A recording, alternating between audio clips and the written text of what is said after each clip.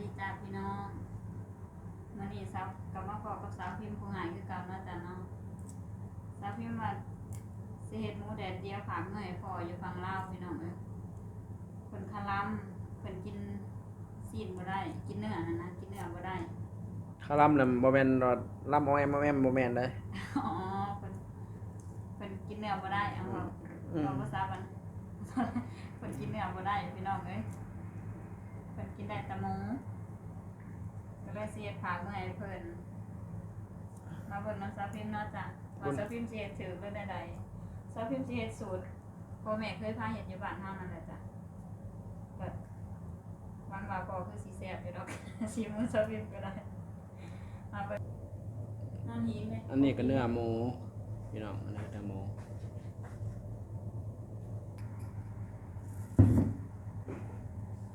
หมูกับปลาดอกพี่น้องในโลนึงโล127 บาทเดี๋ยวใกล้ๆยังสิไปซื้อมาเฮ็ดเพิ่มอีกเฮ็ดไว้ซ้ำได้ฝากมันที่1ก็ได้ผักแล้ว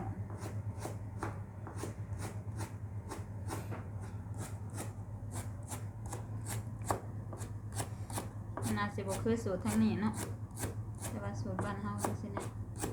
เฮ็ดตามพ่อแม่เฮาเคยพาเฮ็ดมานั่นแหละเนาะพี่น้องมันก็คือกันนั่นแหละวางมีดมือซะรูปคมมันเตียนอ๋อแล้วก็พอเนาะก็มาหั่นอันนี้โต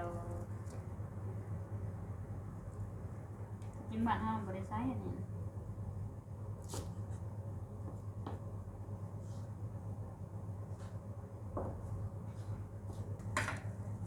ก็แม่นความก้อยแต่ว่า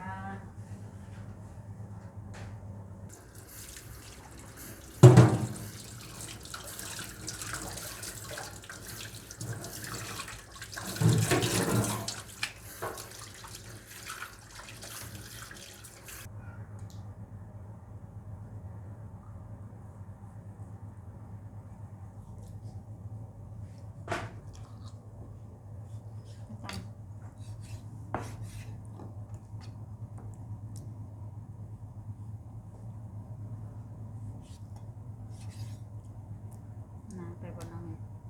พอดี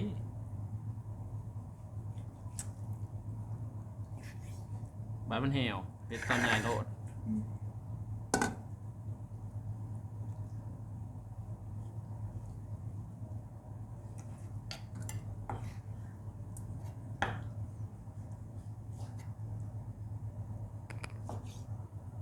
หมักบ่ใส่น้ำตาล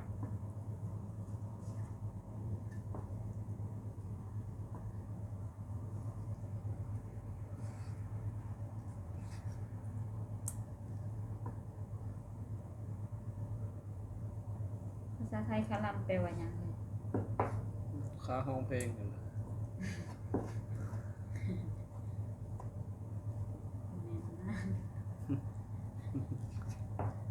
นี่มันเนาะ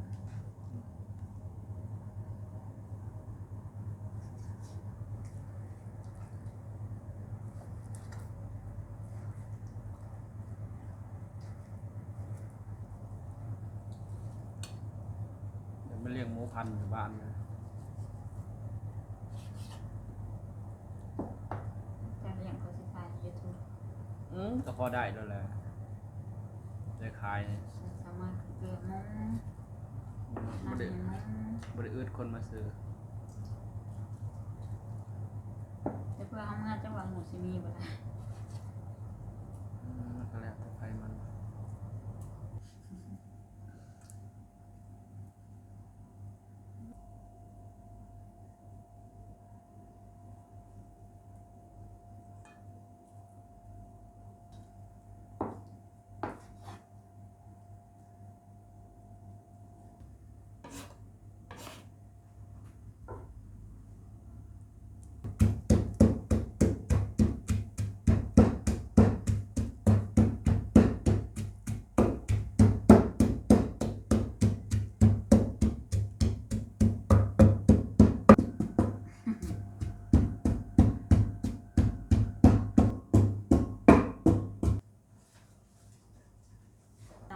ติบเลย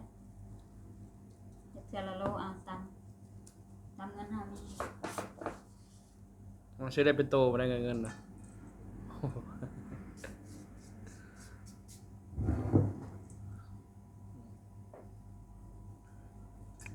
คลุกเข้าให้เข้ากัน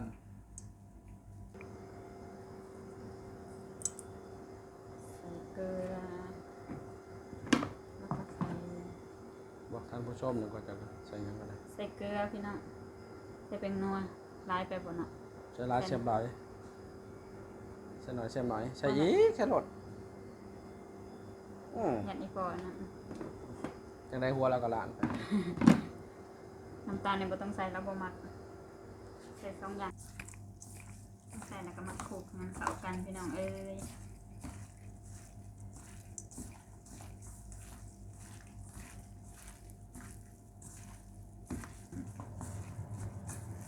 ตอนไปเสียบหมูปิ้งให้ไอ้ปูอยู่บนสะพานควาย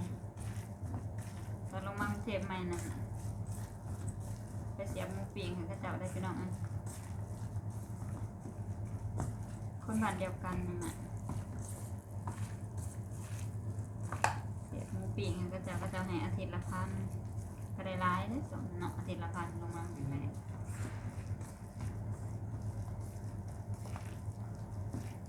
ทานเหนียวๆแบบนี้นะแซ่บเลย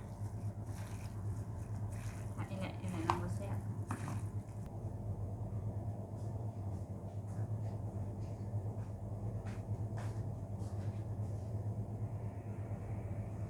ยำบ่แซ่บพี่น้องไปเอาเกลือมาใส่อีก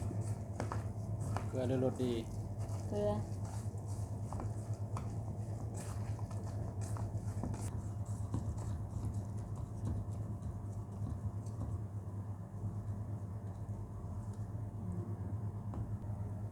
แล้วพี่น้องเอ้ยวัน